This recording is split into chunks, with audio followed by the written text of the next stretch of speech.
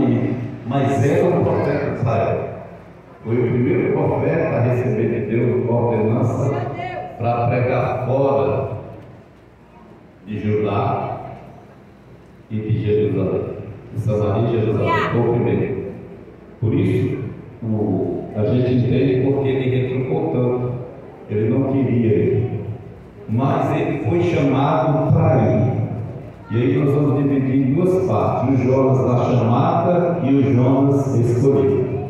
E aí você veja em qual parte você se encontra, se você está na chamada ou se você já está no escolhido. Se você estiver no escolhido, você pode até questionar, mas Deus não vai estar nem dando moral para você, porque agora não é mais você que vive, é Ele que vive em você. Quando Paulo descobriu que era escolhido, ele disse: eu não vivo mais, agora é Ele que vive em mim. Então o texto diz assim, capítulo 1, versículo 1 diz assim: a palavra do Senhor veio a Jonas, filho de Amitai, com esta ordem: vá depressa à cidade de Nínive e pregue contra ela, porque a sua maldade subiu até a minha presença. Mas Jonas fugiu da presença do Senhor, dirigindo-se para Tarsis. Desceu à cidade de Jope, onde encontrou um navio que se destinava àquele porto. Depois de pagar a passagem, embarcou para Tarsis para fugir do Senhor. Até aí, não pode sentar. Glória a Deus. Então, nós observamos aqui, segundo a palavra, né, que o Senhor enviou a palavra para Jonas, falou para Jonas e disse: Jonas, eu tenho chamado para você, eu tenho uma missão para você. E a sua missão é ir até a cidade de Nínive. Irmãos, os ninivitas eram os inimigos mortais de Israel. Tudo que Israel produzia, eles roubavam, eles tiravam tudo, eles massacravam. Talvez você não entenda por que Israel é tão cruel com aquele pessoal que Gaza, aquele povo que fica ali em volta deles. Aquela guerra bem antiga. Ali é vida ou morte. Ou Israel mata ou ele morre. Ou ele deixa eles morrer de fome, ou Israel morre de fome. Ali não tem esse negócio, não tem acordo. Os inimigos de Deus não têm acordo. E Deus também não tem acordo. Eu boto é para morrer. A gente que quer ser bonzinho fica com dó de quem não presta. Deus não tem dó de gente ruim. Tanto é que Deus já sentencia logo de cara, abomina atos de pessoas, né? Pessoas que zoam, que não gostam da sua presença. Então, quando o Senhor disse para Jonas, e aí o Senhor tinha pressa, ele disse para Jonas: você vai até mim, porque o pecado deles lá está muito grande, o negócio ficou terrível, chegou até o céu. O pecado estava tão terrível que chegou ao céu. E você precisa ir lá pregar para aquele povo, anunciar para aquele povo, antes que eu os destrua, antes que eu extermine os inimigos. Então, a missão dele era pregar contra a maldade daquele povo. O povo cruel, eles eram mal mesmo, a história fala isso. E Deus então resolveu mandar o seu profeta usar aquele que faria o seu trabalho, a sua vontade, para que anunciasse a esse povo que eles estavam lutando. Não era contra Israel, eles estavam lutando contra o Deus de Israel. É mais ou menos quando Paulo ia descendo para destruir a igreja, perseguir a igreja, rumo a Jericó. Jesus encontrou com ele e disse assim: rapaz, é duro para você recalcitrar contra os babilônios, é duro para você brigar. Você está seguindo a igreja. E então o Salmo diz assim: quem és tu? Ele disse: eu sou Jesus, a quem tu persegue. Você quer saber quem sou eu? Eu sou Jesus, a quem tu persegue. A Bíblia diz que Paulo ficou cego, normal, porque quando a luz chega, a tendência é que as trevas sejam dissipadas. Mas vamos lá. Então, o Jonas, que recebeu esse chamado de Deus para ir para Nínive, ele resolveu, por conta própria, tomar uma decisão e não atentar para o chamado de Deus. O chamado de Deus era para Nínive e não para Jó. Era totalmente o oposto. Então, quando ele vê que era para ele pregar para os ninivitas, que eram inimigo do seu povo, ele não quis levar a palavra. Talvez você entenda porque Jesus disse que orar, interceder só pelos amigos é fácil. Amar só quem ama a gente é fácil. Difícil é você orar, amar e pregar para quem te odeia, para quem te persegue, para quem quer te destruir, para quem não gosta de você. Esta é a parte mais difícil do Evangelho. Então, quando Deus deu essa missão para o profeta, na chamada, resolveu desviar o caminho. E quando ele se desvia do caminho, isso é interessante, você olha na Bíblia, ele vai sempre para baixo. Todo o percurso de desvio daquele que é chamado é sempre para baixo. Enquanto aquele que não desvia, todo o seu caminho é sempre para cima. Mas quando eu saio do foco da vontade de Deus, eu não tenho nem como andar no nível e nem como subir. A tendência é que eu vou sempre descer. E nesse processo em que a gente vai descendo, a gente tem um limite para ir. Porque a gente só vai até onde a gente quer. Porque depois, quando Deus vai tratar conosco, aí você vai aonde Deus quer, quer você queira ou não. Então, ele começou a descer, e o profeta começou a cada dia regredir. Então, a Bíblia diz que ele entrou num barco, comprou uma passagem. Olha só, quando a gente sai, pastor, da chamada de Deus, a gente começa a tomar prejuízo. Você começa a gastar o seu dinheiro naquilo que não tem propósito, naquilo que não tem retorno. E a primeira coisa que ele fez, ele já levou um barco no bolso. Ele comprou a passagem e desceu para o navio. Quando ele entra, ele desce para o porto. Quando ele desce para o porto, ele sobe no navio.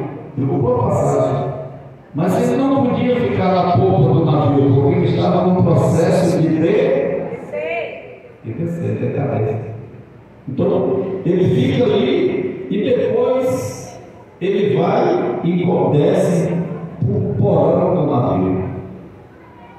Quando nós que temos a missão, preste atenção na sensação da igreja, quando nós que temos a missão de testemunhar do Senhor, de levar a palavra do Senhor aos outros, e nós não fazemos, nós levamos os outros ao precipício. Nós estamos omitindo ou tirando o direito daquelas pessoas de serem felizes.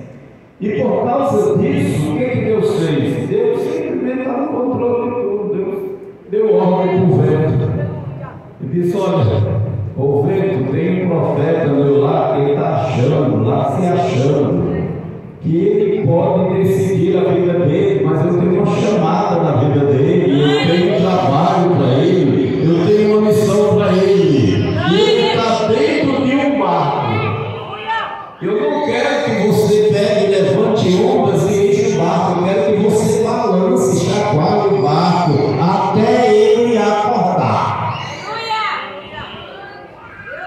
porque ele está no estado de resta.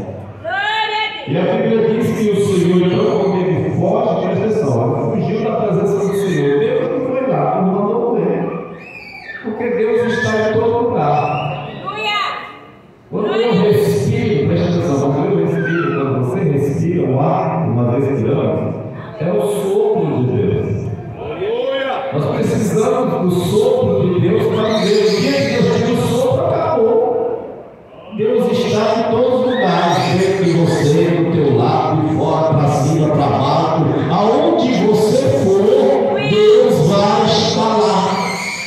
Certamente o Jonas não conhecia o Salmo 39, 139, não para a memória, quando o próprio salmista disse assim: Senhor, para onde fugirei eu da tua presença? Se eu descer a sepultura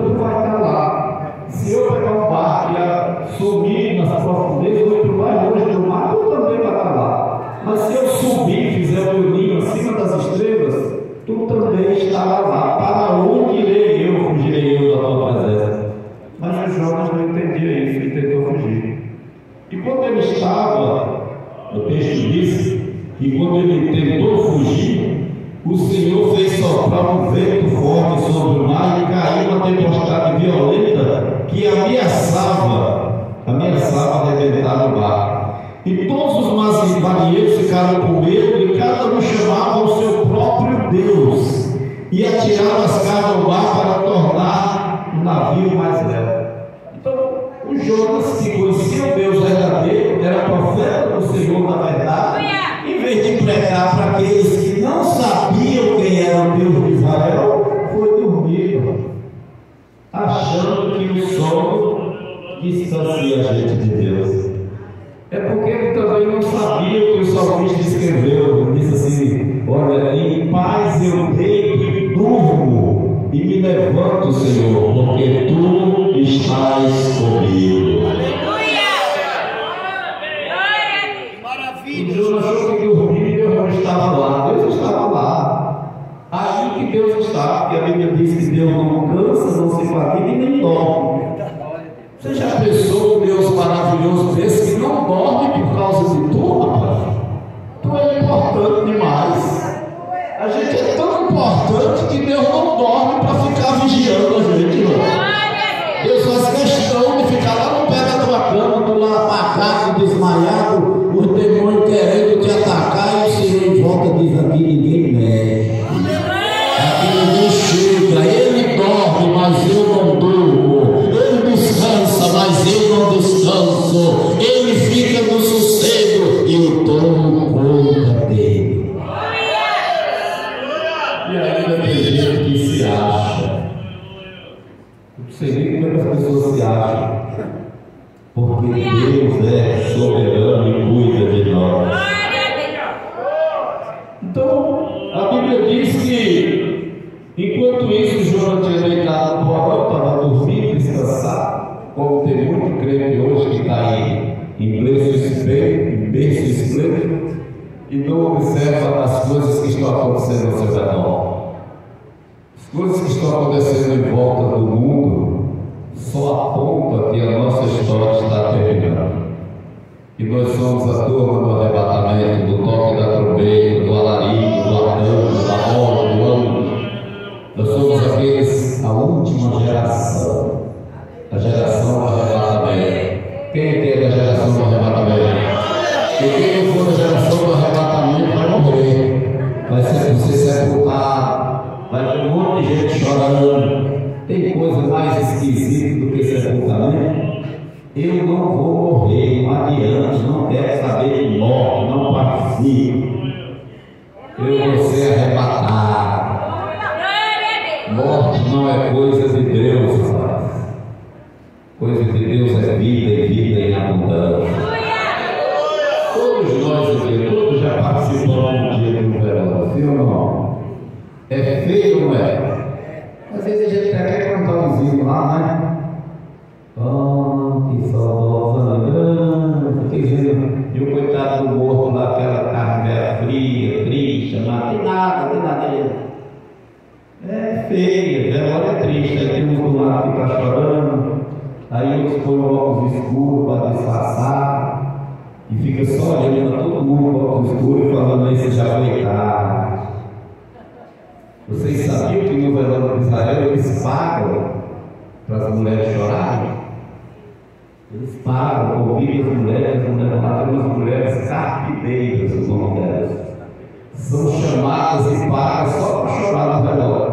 Às vezes a família está mais nem aí, está nem chorando, elas estão causando um drama, né? Hoje não tem mais as carpideiras, vão lá e choram de graça, sem ninguém pagar nada, só de falsidade. Cemitério é coisa ruim, mas vamos para a palavra. Então, Deus está acompanhando Jonas durante a chamada, e o Jonas está sempre saindo de Deus. E Deus está sentado no alto e sublime trono, observando para ver até onde Jonas vai. Deus é assim, pastor, ele dá conta para ver até onde você vai, até onde eu vou. Ele vai só olhando. Mas quando ele entrar com providência, você vai ver como é que Deus faz. Então, a Bíblia diz que quando Deus coloca aquilo ali, faz tudo aquilo acontecer, o versículo diz assim: por isso me perguntaram, e quando eles foram lá, presta atenção, o versículo 7 diz assim: vou por vocês para entender. O capitão dirigiu-se a Jonas, que estava dormindo. Como você pode ficar aí dormindo? Levante-se, clame ao seu Deus. Talvez ele tenha piedade de nós e não morramos. Então os marinheiros combinaram entre si: vamos lançar sorte para descobrir quem é o responsável por essa desgraça que se abateu sobre nós. Lançaram sorte, adivinha onde a sorte caiu? No Jonas. Disse: então você é o responsável por essa mazela toda. Aprenda isso. Você é crente, você é servo do Deus vivo, todo-poderoso. Quando você não faz aquilo que Deus te manda, você traz mazela, desordem, destruição para quem está ao seu redor. Porque a nossa missão é pregar para quem está à nossa volta, é anunciar o Deus verdadeiro. Enquanto eles não conhecem quem é o nosso Deus, eles vão naufragar. Então, quando eles descobrem que é o Jonas, que o Jonas é o culpado de tudo isso, eles perguntam: diga-nos, quem é o responsável por essa calamidade? Qual é a sua profissão? De onde você vem? Qual é a sua terra? E a que povo você pertence? Então, analise comigo. Quando eu deixo de fazer aquilo que Deus me ordenou, me determinou, muitos questionamentos vão surgir. Então eu ouvi uma frase que eu achei muito interessante, que diz assim: que o Pilatos, ele julgou Jesus aqui na terra, mas lá no céu é Jesus que vai julgar ele. Eles vão se encontrar, e quando ele se encontrar, ele teve a oportunidade, ele disse: olha, eu tenho poder para te livrar da morte. Jesus disse: eu não quero seu poder, porque tu não tem. Eu tenho e o Pai tem. E o poder que existe aqui vem de lá. Aqui você não tem poder, não. Todo o poder que tu tem foi Deus que te deu. E baixa a bola, porque um dia tu vai testar conta comigo. Nós vamos se encontrar. Hoje tu lava tuas mãos, mas lá na eternidade eu vou te jogar no inferno e tu vai queimar. Lá não tem água para lavar a mão, não. Pilatos vai encontrar com Jesus quando ele estiver no lago de fogo, lá vai dizer: ô, água para lavar a mão. Isso não, isso era lá em Roma. Aqui não tem. A chance que tu tinha era lá, perdeu, a oportunidade perdida. Imagina, irmão, 2 ladrões na cruz. Olha como a cegueira é terrível. Um ladrão sábio. Não basta ser ladrão, tem que ser sábio, inteligente. Não é só ser ladrão. 2 ladrões, a Bíblia fala. Uma cruz, um do lado do outro, Jesus não veio. O ladrão olha para Jesus e começa a escarnecer. O outro olha para ele e diz: ó, esquece de mim, não. Estamos aqui, ó, juntinho. O Senhor está aqui, ó, o ladrão que descobriu que Jesus estava lá por causa dele. Ele disse: o Senhor está aqui, mas o Senhor não cometeu pecado. Ele descobriu. Ele olhou o ladrão, quando o outro blasfemou, disse assim: tu é doido, rapaz. Nós fizemos por merecer estar aqui, mas ele não fez nada, não. Quem fez foi nós. Então ele estava dizendo: Senhor, tu está aqui por minha causa, pelos meus pecados, pelas minhas maldades. O Senhor não merecia, eu merecia, mas lembra de mim quando entrar no teu reino. Ele disse: hoje mesmo você vai estar comigo lá no paraíso. Hoje.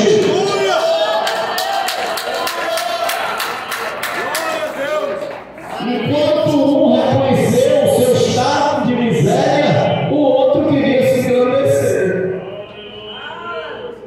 Então calça a sandália da humildade, aprenda com Jesus. Porque você vai precisar dele para entrar no paraíso. Ele é o caminho, a verdade, a vida. Ninguém entra no céu, ninguém vai ao Pai a não ser por ele. Então o profeta, na sua chamada, ele respondeu: eu sou hebreu, adorador do Senhor, Deus dos céus, que fez, presta atenção, o mar e a terra.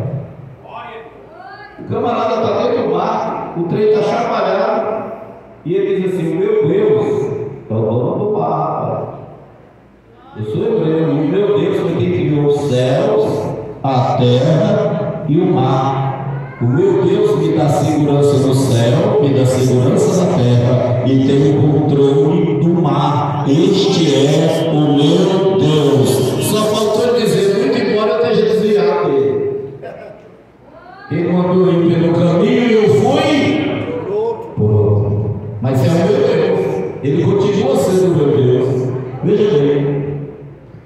E então os homens ficaram apavorados e perguntaram: e o que foi que você fez? Pois sabia que Jonas estava fugindo do Senhor, porque ele já tinha dito. Então, os camaradas sabiam que Jonas estava fugindo, e ele disse: por que ele fez isso, rapaz? Por que ele fugiu ao mal que tu trouxe para nós? Se o teu Deus criou o céu, a terra, o mar, e tu é um adorador dele, me dê uma razão por que você o deixou.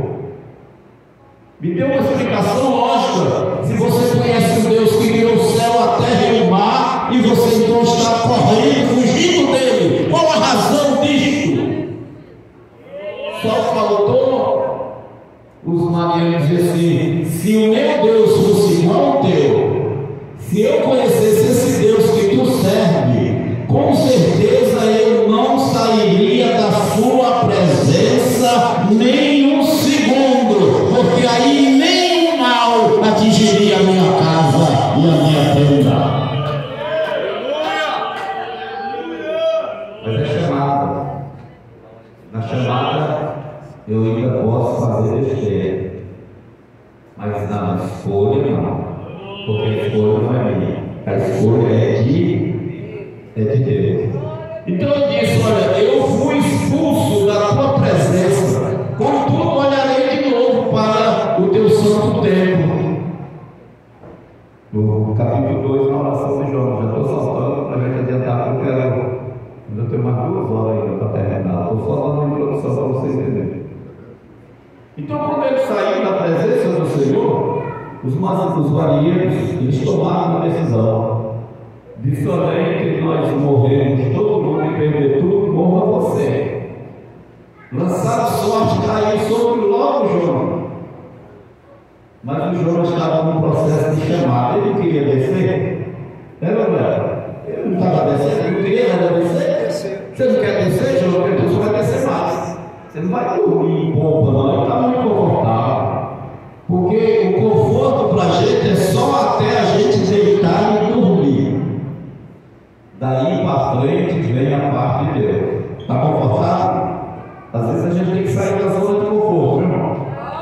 Mas é melhor você sair do que ser jogado. Porque se você sair da zona de conforto e correr para Deus, você vai ter conforto. Mas se você não sair e alguém te jogar, tu vai encontrar um desconforto. Então eles jogaram Jonas no mar. E o Jonas desceu. Não satisfeito com a descida dele, a Bíblia diz que um peixe grande, ele o engoliu. E ele ficou quantos dias? Não é? 3 dias. Aí nesse período, sabe o que ele aprendeu? Aprendeu a orar. Olha que coisa maravilhosa. Ele podia ter orado antes de entrar no bar, antes de comprar passagem. Podia ter feito uma oração antes, né? De Deus, dirige o meu caminho. Não é por aqui, eu não vou para esse lugar que Deus quer não. Porque esse povo lá é ruim, é um povo perseguidor, eu não vou. Mas foi Deus que mandou, vá, rapaz. Se Deus te mandou, vai, não interessa. Irmãos, o que atrapalhou, preste atenção, o que quase, não atrapalhou, mas quase atrapalha a nação de Israel, foi um pessoal grande que tinha na terra prometida, taxa de uva grande, banana grande. Aquilo atrapalhou o povo, porque foram 12 para espiar a terra que manda leite e mel. Quando chegou lá no relatório, 10 olha para Moisés, ele diz assim: não, a terra é boa, tudo lá é bom, mas os homens são grandes, nós não vamos dar conta de vencer. 10, de 12, 10 desistiram. Aí levanta o cabelo de José e diz: não, a terra é boa e nós vamos conquistar. Os homens são grandes, mas o Deus que prometeu é maior.